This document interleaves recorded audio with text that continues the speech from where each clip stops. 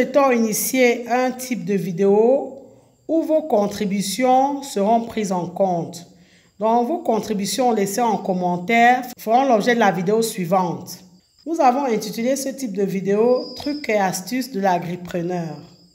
Nous vous invitons ainsi, après avoir regardé la présente vidéo, de partager avec nous en commentaire vos trucs et astuces dans le domaine de l'agriculture, de l'élevage, des pêches, de l'agro-industrie, etc., sachant que ça peut être utile à d'autres internautes. Ceux qui auront le plus de j'aime, dont le plus d'approbation, seront intégrés au sein de la prochaine vidéo « Trucs et astuces de l'agripreneur ». Merci de partager avec nous vos astuces dans le domaine de l'agriculture.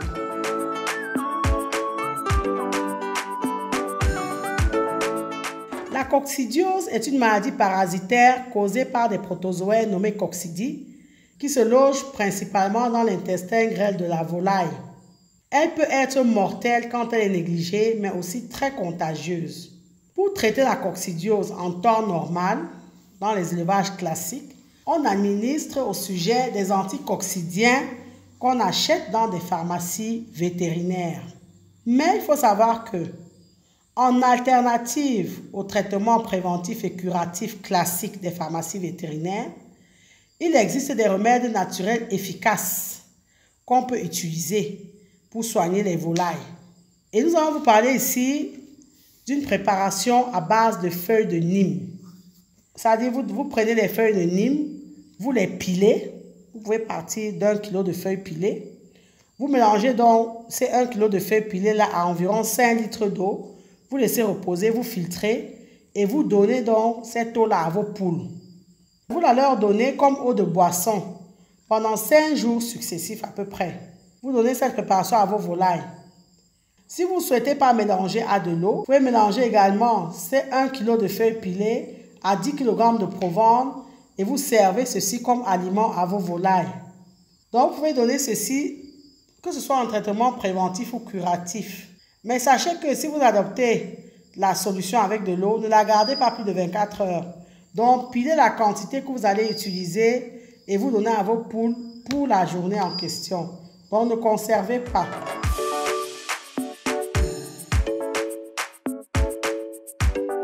En général, dans un élevage porcin, au sein d'une loge, les bêtes peuvent avoir différents calibres, différentes tailles, différents poids. En général, les bêtes les plus grosses mangent beaucoup plus au détriment des plus petites. Donc très souvent, dans les grands élevages, on fait ce qu'on appelle le calibrage. Donc on met les bêtes de calibre identique au sein d'une même loge. Pour procéder au changement de loge, vous pouvez prendre un porc qui est plus petit pour le mettre dans une loge où les bêtes ont sa taille. Si vous le faites en journée, le nouvel arrivant va engendrer des bagarres dans la loge. Quand vous faites ce changement dans la journée, quand vous amenez un intrus dans une loge, quand il fait jour, toute la journée, il y aura des bagarres. Encore plus quand il y a des mâles parmi. Donc, l'idéal, c'est de faire le changement dans la nuit, quand tout est noir. Vous identifiez avec l'aide d'une petite torche le numéro de la bête que vous souhaitez sortir ou des bêtes que vous souhaitez sortir et vous les insérez dans la nouvelle loge et vous éteignez. C'est déjà dans le noir, quoi. Le fait qu'il y ait le noir, ils vont dormir et le lendemain matin, il n'y aura pas de bagarre. Donc ça, c'est également une astuce des éleveurs de porcs.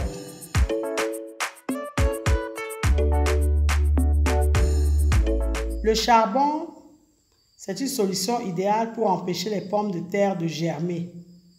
Pour ce faire, il faut mettre des morceaux de charbon de bois ou même de la cendre de bois dans les cagettes ou dans les paniers où vos pommes de terre sont stockées.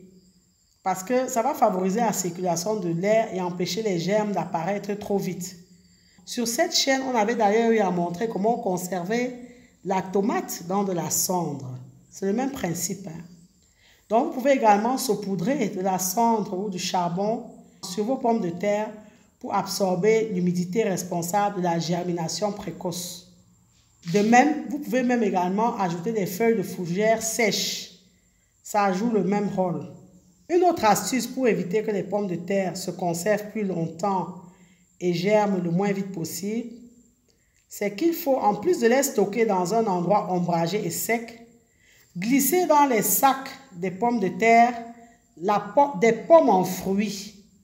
La pomme en fruits, les pommes qu'on mange, là, les pommes en fruits, vous les glissez parmi les pommes de terre. Parce que les pommes en fruits vont non seulement empêcher de germer, mais elles vont permettre de garder vos pommes de terre plus fermes et plus longtemps. Ça, c'est des astuces de grand-mère.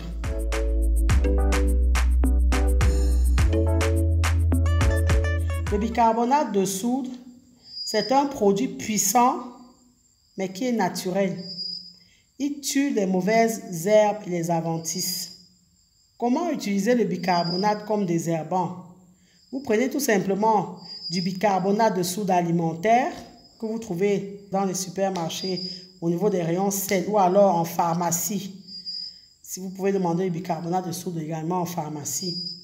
Pour désherber avec du bicarbonate de soude, il faut saupoudrer directement à peu près 20 grammes de bicarbonate de soude sur les adventices, donc sur les mauvaises herbes. Il faut procéder idéalement quand il ne pleut pas, quand il n'y a pas de très grande pluie. Ou alors très tôt le matin, quand il y a la rosée, parce que l'humidité là va dissoudre les grains de bicarbonate et faire disparaître les mauvaises herbes par la même occasion. Donc, vous saupoudrez les zones à traiter comme on l'a vu. Comptez 20 grammes par mètre carré à peu près. 20 grammes de bicarbonate par mètre carré. Donc, vous devez éviter les végétaux que vous voulez garder. Donc, ne mettez pas ça sur les végétaux que vous souhaitez garder.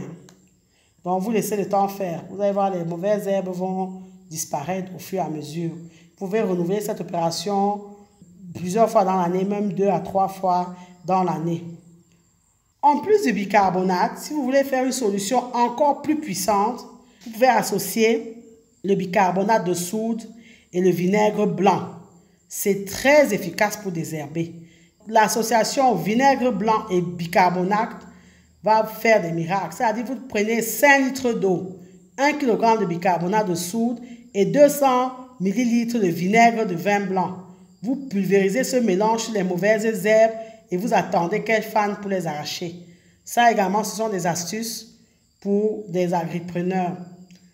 Nous souhaitons que cette vidéo soit un appel à l'action. Dans vos commentaires, nous vous encourageons de nous donner vos trucs et astuces qu'on pourrait partager dans la prochaine vidéo sur ce thème trucs et astuces de l'agripreneur. Aussi, nous vous invitons donc à ne pas économiser vos astuces et à nous les partager en commentaire. Et nous allons regrouper donc ces astuces-là et faire l'objet de la prochaine vidéo afin que ça puisse être utile à notre communauté d'agripreneurs. Ce serait votre façon à vous également de participer à partager l'information avec les agripreneurs. Merci de liker, partager et surtout commenter la vidéo en nous donnant également vos astuces qui pourraient être utiles à notre communauté d'agripreneurs. Abonnez-vous à AgriTV Web et activez la cloche de notification pour ne pas manquer nos prochaines publications. Et rappelez-vous toujours et toujours que savoir est le point de départ, mais c'est agir qui fait et fera toujours toute la différence. Maintenant que vous savez, place à l'action.